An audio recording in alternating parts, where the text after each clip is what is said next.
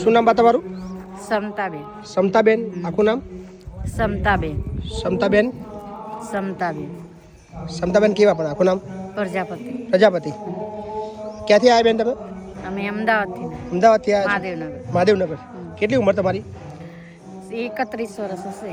31 વર્ષ છે. 30 31. માનસિક હોય થોડું એવું લાગે છે. હા, માનસિક હે ને? માનસિક બીમાર હોય એવું લાગે છે. હા, એ માનસિક બીમાર હતા નહીં, એમના ફેમિલી તરફથી જે મેન્ટલી ટોર્ચર મળ્યું છે ને એના કારણે થઈ ગયા છે. અચ્છા, ફેમિલીથી ટોર્ચર મળ્યું છે. હા. કોણ છે એમના ફેમિલીમાં? એમાં ફેમિલીમાં એમનો છોકરો છે મોટો 30-35 વર્ષનો, એમના હસબન્ડ ખુદ છે, એમની બે અચ્છા, 30-35 છોકરીઓ વર્ષનો છે. છોકરો બી છે. હા, એમની બે છોકરીઓ પણ છે. છોકરીઓ બી છે. બરાબર. એમના સાસુ સસરા અને એમના હસબન્ડ તરફથી, એમના દિયર દિરાણી તરફથી એમનું કેવું એવું છે કે એમને મને ત્યાં બહુ હેરાન કરે છે, મેન્ટલી ટોર્ચર કર્યા છે. બરાબર. ટોર્ચર થયા છે? હા, બહુ હેરાન કરે પહેલા હેરાન કરતા હતા. ખેતીવાડી કરતા હતા, બધું તો કરતા કેટલા હતા. વર્ષથી તમારે ત્યાં રહે છે? છેલ્લા 22 વર્ષથી અમે સાચવે છે. તમારે ઘરે? ગામડે રહ્યા. 22 વર્ષથી એ ને સમાજને ભેગા કરે, મિટિંગો કરે, લઈ જાય, લાવી જાય, મૂકી જાય, લઈ જાય, તેડી જાય તો પછી મારઝૂડ કરે, માનસિક ટોર્ચર કરે ને એટલે પાછા અહીંયા મૂકી જાય. બરાબર. આવું બધું કરતા હતા. સો અહીંયા રહેવું છે તમારે? હાથે બી સાહેબ, રહેશું.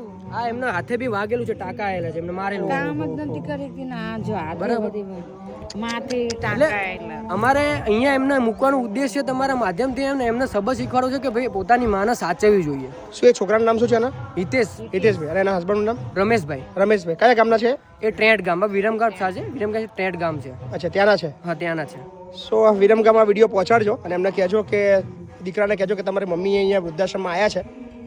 સો તમારી કદાચ રાહ જુએ છે અને એના હસબન્ડ સુધી બી વિડીયો પહોંચાડજો કે તમારા પત્નીએ તમારી રાહ જુએ છે. તો જવાબદારી એમની બને છે. બિલકુલ સાચી વાત છે. બિલકુલ. કેમ કે અમે રાખવા માટે તૈયાર નથી. અમે 22 વર્ષથી છેલ્લા સાચવીએ છે ને, હજુ સાચવવા તૈયાર છીએ, પણ અમારો ઉદ્દેશ એ છે કે મારા ફૈબાનો ન્યાય મળે. બરાબર છે. એમના ઘરવાળા જીવિત છે, બધું કોઈ છે નહીં એમની દુનિયામાં, બધા છે એમના, પણ એમના ફેમિલીવાળા એમના સદ્ધર છે અને બધી રીતે ગામડે એમનું એકરનો બંગલો છે, જમીન જાયદાદ બધું છે, પણ રાખવા તૈયાર નથી. મેન્ટલી ટોર્ચરના કારણે મારા ફૈબાને જે હતા હેરાનગતિ થઈ એટલે જાય, માનસિક રીતે હવે થઈ ગયા. ખેતીનું કામ કરી આપતી નહીં. એટલે મારે એમને ન્યાય અપાવો છે. એ રીઝન થી હું એમને કોઈ અહીંયા ચિંતા નહીં. આવ્યો બરાબર. છું. શું નામ તમારું કીધું? મારું નામ જયદીપ પ્રજાપતિ. ક્યાં રહેવાનું? અમદાવાદ મહાદેવનગર. મહાદેવ. તમારું નામ ભાઈ? રજનીક પ્રજાપતિ. મહાદેવનગર. હા. એ મારા પપ્પા છે. મારા એમને સગા ભાઈ છે મોટા. બળદેવભાઈ હીરાભાઈ પ્રજાપતિ. સગા ભાઈ છે મારા ભાઈ. સગા ભાઈ છે. હા. તમે ના રાખી શકો અમે રાખીએ છીએ, 22 વર્ષથી રાખતા જ આવ્યા છીએ. પણ તો શું તકલીફ આવી? તો પણ હવે અમારે તો હવે આ બેનનું તો અમારે નિવારણ તો લાવવાનું ને, આ તો લઈ જાય લાવે પણ કાયમી રાખવાનું એનો ફરજ નહીં આવતી અમારે. અમે અહીંયા ભાડાના મકાનમાં રહીએ. બરોબર. હવે તમે વૃદ્ધાશ્રમમાં મૂકીને ફરજ નિભાવો છો તમે?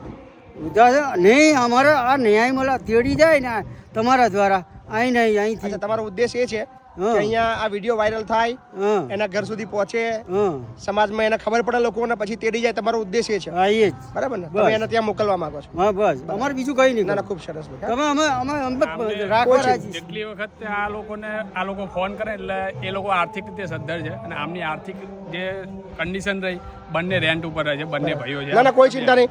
બરાબર, મારે ત્યાં રાખું છું, પણ કઈ બી અરે જોઈ લઈએ છે. ધમકીઓની ચિંતા નહીં. બરાબર છે. શું કીધું તમારું નામ? સમતાબેન. સમતાબેન. કશો વાંધો નહીં. ચલો રહો અહીંયા આગળ, હે ને? ચલો ભાઈ. ચલો.